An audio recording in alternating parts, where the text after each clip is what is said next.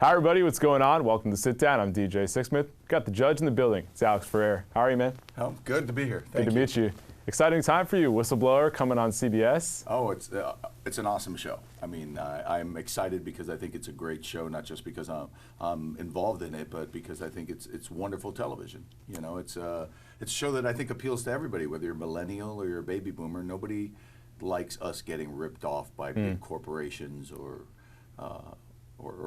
rich individuals. I mean, you know, it's an appealing show. Definitely. It seems like it's a very popular time to do deep dives into a lot of different topics. So whether it's Friday's show and polygamy and what that looks like, or just people getting ripped off, I'm sure you love just really getting into things and really just expanding it out. I just like exposing wrongdoing. You know, the corruption grows in the dark, and so the fact that we can highlight it and show it and encourage other people to come forward, because these whistleblowers who you see on our show, they come forward out of the goodness of their heart. I mean, they come forward because they feel it's the right thing to do. They're working for somebody who's ripping all of us off. I mean, this is generally about companies who are ripping off taxpayers to the tune of billions of dollars. I mean, the U.S. government loses $100 to $300 billion every year to fraud. Wow. Imagine if we could recover that. We could pay off. That could help the country a lot. Yeah, we could pay off our debt.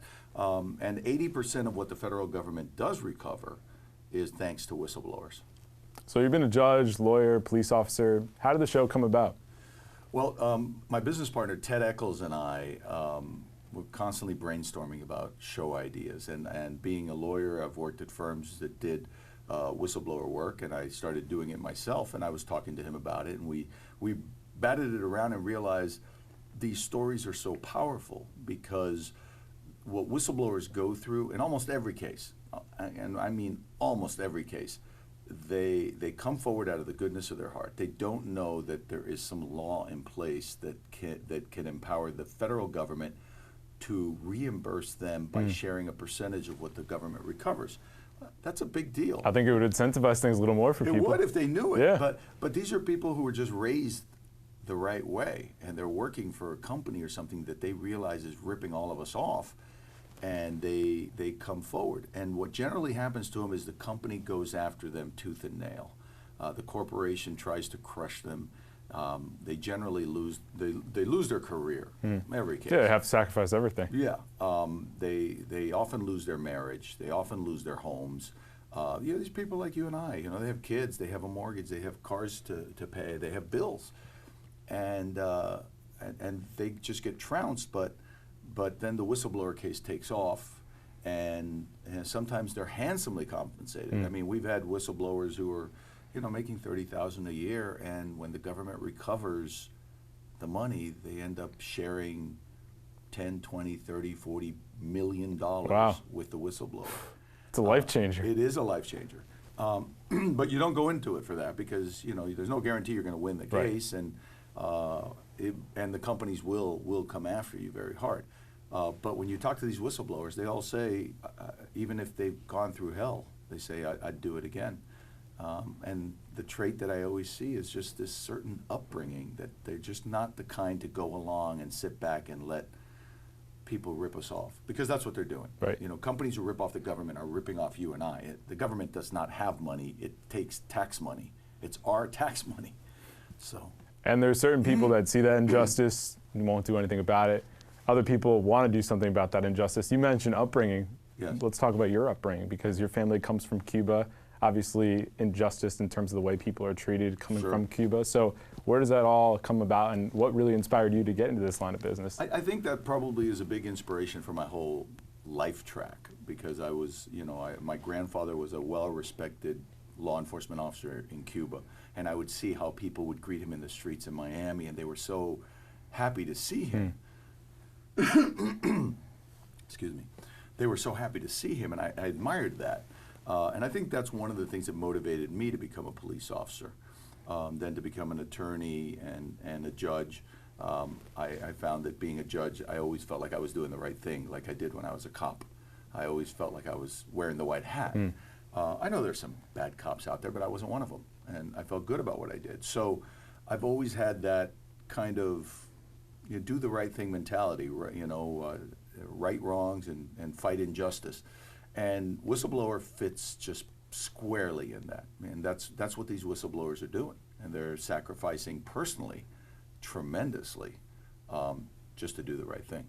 How about your early days as a cop? What are some crazy stories you remember from that time? And where were you really massaging that foundation to make it what it is today? I became a cop so young. I was 19 years old. Yeah, you were super young. Yeah, I was so young I couldn't buy my own gun or bullets. You couldn't buy a beer at that point. No, well then the drinking age was 19. Okay. I could buy a beer, but I could be a cop. I could take someone's life if I had to, but I couldn't buy my own gun or bullets. That's the crazy. The police department gave me a gun and gave me ammunition, but you have to buy an off-duty weapon because the people you arrest when you're on duty, you run into when you're off duty. Right. Or if you see a felony happening, you have to take action.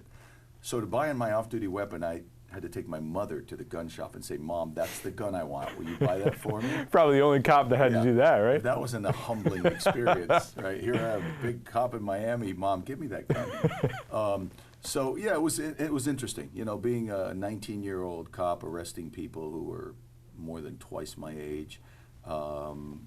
It's a challenge, but I learned. My parents gave me the best advice I think any parents can give their kids. And I've said this a bunch of times. They told me, being a police officer is a noble profession, but you might change your mind down the road. If you get tired of it, you want to have options. So don't quit studying. And that's what I did. I kept studying. I finished undergraduate, and I said, I like law enforcement, so I'll probably like law. And I went into law school. I mean, I don't know how many people go into law school with that kind of mentality of like, maybe I'll like it. But I did well in law school, and by the time I was done, I was ready to try something else. And since I hadn't quit studying, my parents were right. I had options. And so that led to me becoming a lawyer and becoming a judge. And I tell people I don't really plan, and I just kind of stumble through life. But you can do that when you have an education. Absolutely. Which is why I speak to students all the time and tell them, get as much education as you can. It's your springboard for life. So when you think about your time as an attorney, as a judge, there's a lot of emotion in these decisions and situations. Yeah. But this can be a very black and white situation in terms of whether somebody goes to prison or whether somebody's in trouble. How did you separate the emotion from just the actual things you were talking about and focusing on? I'm not so sure you can separate the emotion. You just learn to deal with it. I mean, there are a lot of heart-wrenching cases I handled as a judge. Young people who I had to send to prison because of the seriousness of the crime they committed. Armed robberies, kidnappings. But they were young, and you think you're ruining your whole life. I'm about to ruin your whole life. I mean, I'm not. You did it, but I have to do what I have to do, and I know what the effect's going to be. People don't generally come out of prison a better person. So, but we have to do what we do. If people commit a serious crime, it's not your fault they step up to the plate in the major leagues, on their first outing. You have emotion. If you don't have emotion, then you probably shouldn't be a judge. Right, or you're not human at that point, right? Because you're heartless, and heartless judge can be very dangerous. So, I've had to sentence people to death.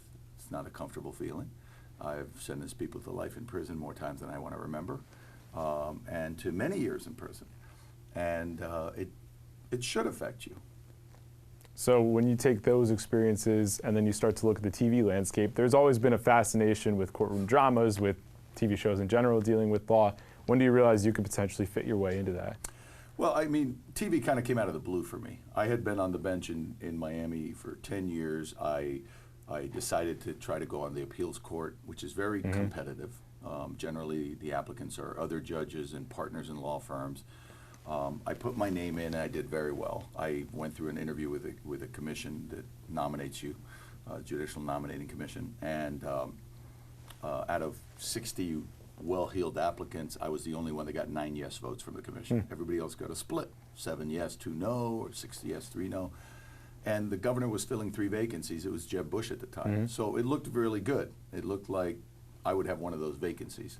For a variety of reasons. He's very pro-law enforcement. I'm an ex-cop. He promoted a lot of minorities to the bench. Check a lot of those boxes. Yeah, I checked a lot of them. And the only one who come out of commission with a unanimous vote. And then all of a sudden I got a call out of left field from 20th Television saying, we want to do a court show and we think you'd be great at it. So it was a major fork in the road. Most people don't know 8 out of 10 new television shows fail. So here I was leaping into the complete unknown. never done television before. So I did, leap of faith, and we did extremely well. We were the highest rated new show in syndication the first year out. And so it's not like all of a sudden I thought, hey, I can do this. It's the opportunity presented itself, and like I said, I stumble through life.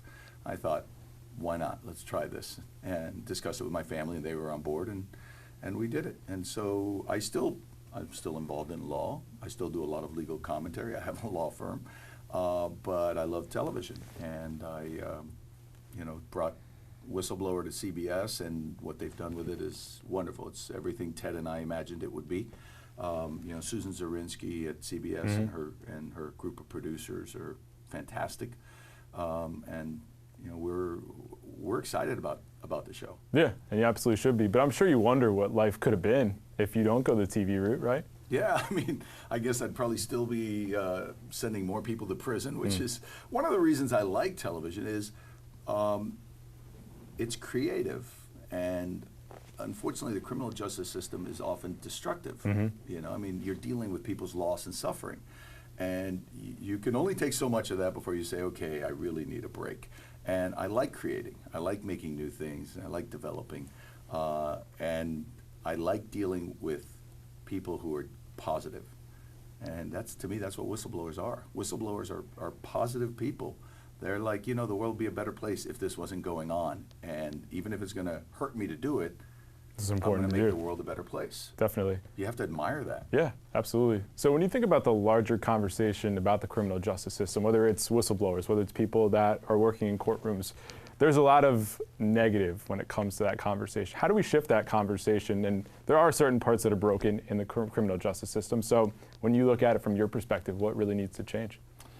I think that there's a certain truth to the fact that 80% of the crime is committed by 20% of the criminals. You do have people who hit the criminal justice system one time, maybe go to prison, or don't, but they don't ever want to be in contact with the criminal justice system again, and from then on they go straight. But you have 20% of the criminals who are repeat offenders. They go to prison, they come out, they commit another crime, they victimize someone else, they go to prison, they come out, and it's a cycle. Years ago, Florida's crime rate dropped pretty dramaticady because you remember the years when it was Paradise Lost in Miami. It was crazy. 500 homicides in a year. We didn't have rooms in prisons, so people would go to prison, and if I gave them a 10-year sentence, they were out in 2.5 because there wasn't room. So they were serving a quarter of their sentence. What Florida did was it invested and actually built more prisons, which is not popular, but it did allow us the space to put the career criminals away. They passed various career criminal laws, habitual offender laws, to punish that segment of the community that was repeat offenders. Not the one-timers, not the non-serious criminals, but the ones that victimize you and then victimize you again, then victimize you again. And the crime rate dropped dramatically because you were locking up the people who were responsible for 80% of the crime. And that's one thing. Nobody likes to be a state or a country of incarceration, but we're not like every other country. I mean, when people talk about guns, this country was formed by guns with a revolution, American Revolution, and the Wild West, and it's just you can't compare it to France.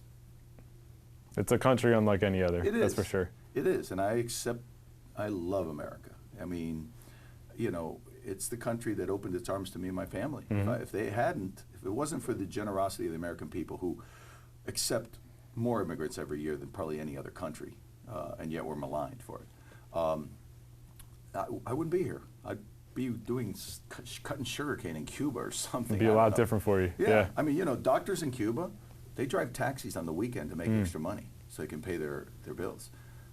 Those are doctors. Yeah, it would never be the situation here. Yeah. So when I hear other people kind of wax poetic about Cuba and Venezuela and you lived it. Your family lived it. You're out of your mind. You don't know what you're talking about. You're just So I'm very grateful to America and to the American people for giving my family the opportunity. So I mean, I'm a little boy from Cuba, and I became the youngest cop in Miami.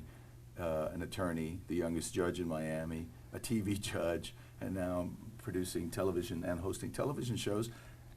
I mean, you have to be grateful for that. That's the American dream right there. It really is. Yeah. It really is. If a little boy from Cuba can come here and do that, What could you do?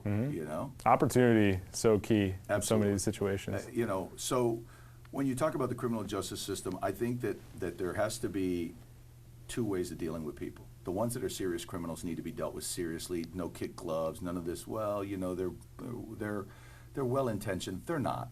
Career criminals are career criminals. They continue to victimize people, and they will play to your heartstrings. And you know, I've seen it. But then there are the ones that have glancing blows on the criminal justice system. They're the ones that touch it, maybe make a mistake, and you know, judges should have discretion to deal with those. Judges should have discretion to. It shouldn't be these hard and fast rules. You know, I'm not a big fan of like 3 strikes and you're out. If a judge isn't doing their job, vote them out next election. Right. Put somebody else in you like. But you know, the net that you cast with those laws is very broad. You know, if you pass a law and say, you know what, if you commit 3 felonies, you're going to prison for 20 years. You should know after the first one. Well, okay, you're going to catch bad people.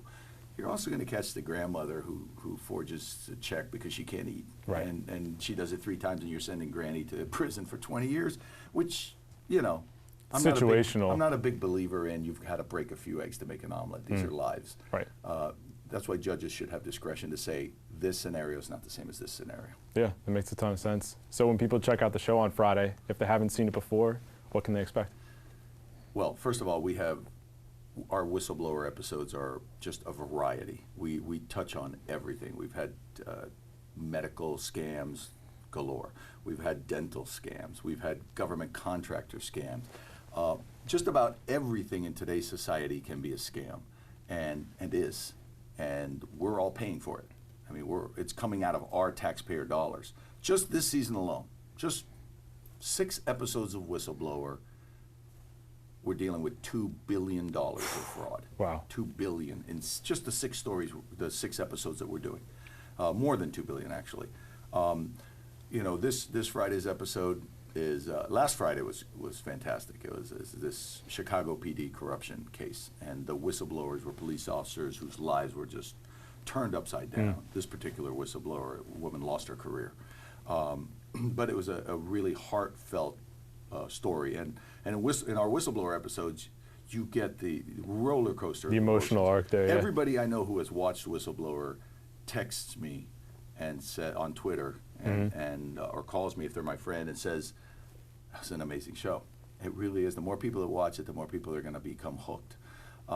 This Friday, we talk about our whistleblowers expose a polygamous cult that teaches what they call bleeding the beast, which is what the term they use for ripping off the federal government.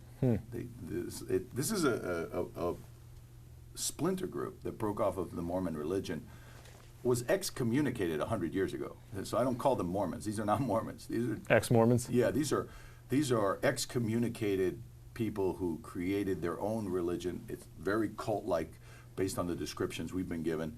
And they own about 100 companies, or involved in about 100 companies. One company that we're going to talk about alone is owned by a couple of members of this group, the Order it's called.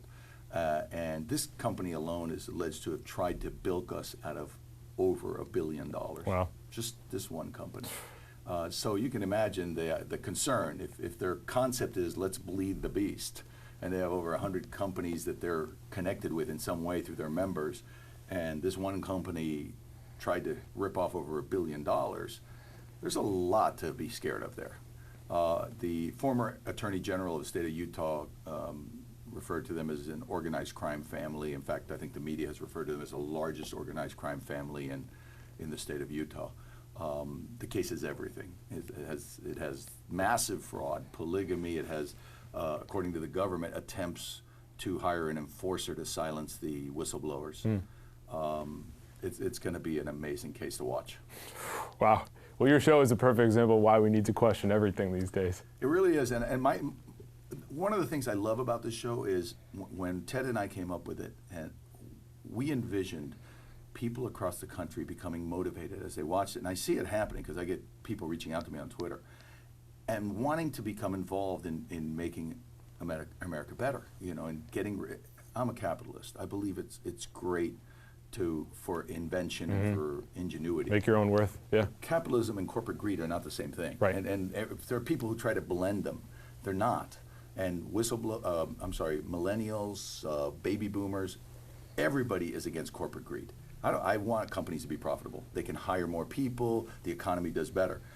But injuring somebody, killing somebody, we've had that happen, just so you can put more money on your bottom line, that's what we need to stop. Up. Yeah, exactly. That's what we need to talk about. I would love for the country to become a posse. Yeah. I would love for a CEO to be standing in front of their conference room table. They're looking at the people in the conference room table and wondering which of them might be wearing a wire when he's trying to espouse the illegal actions that his company is doing. Because we can put a stop to that. Now, as I said, corruption grows in darkness. So if you put a light on it, whistleblowers keep coming forward, we're going to clean it up. And it has a secondary effect. Not only does it stop this company from doing it, but if you have a hospital that's committing massive Medicare fraud in the way they bill, okay, or doctors who are doing unnecessary surgeries, and a whistleblower comes forward and exposes it, other hospitals go, wait a minute, we better stop. Yeah, we can't do this again. Yeah, because they got caught. And if we get caught, what's going to happen to us? So not only does it cleanse here, it has a domino effect across the industry. Yeah, and we'll start to change things. Because so many people are just saying, hey, until I get caught, I'm going to keep doing my thing. But, Absolutely. But your show proves you are going to get caught, and the light is going to come. And the Department of Justice, the best thing the Department of Justice could do is, or the government could do, is invest more money into their whistleblower investigative units. Yeah. Because the federal government taking on a whistleblower case almost guarantees success. The resources of the government, but they can't take on every case. They reject more cases. They take on one out of every 5 cases. Yeah, you can only do so many. Cases. Yeah. Right. But they get back about $15 for every dollar they invest in a case. $15. So why wouldn't you? If you could get an investment where you submitted $1 and you got 15. Yeah, right? You're saying I'm going for that deal. Why wouldn't you? You're not talking about doubling your money. You're talking about 15 times your money. The amount of money that we could recover if they would have the resources, the government needs to really funnel the money there. Problem is, of course, all these companies have lobbyists who can complicate push things. and say, no, you don't want to put the money into that. Right. We need elected officials who know how to do their job. No question about it. Well, Alex, thanks so much. Really appreciate it. You guys can check out Whistleblower Fridays on CBS. See you next time here on The Sit Down.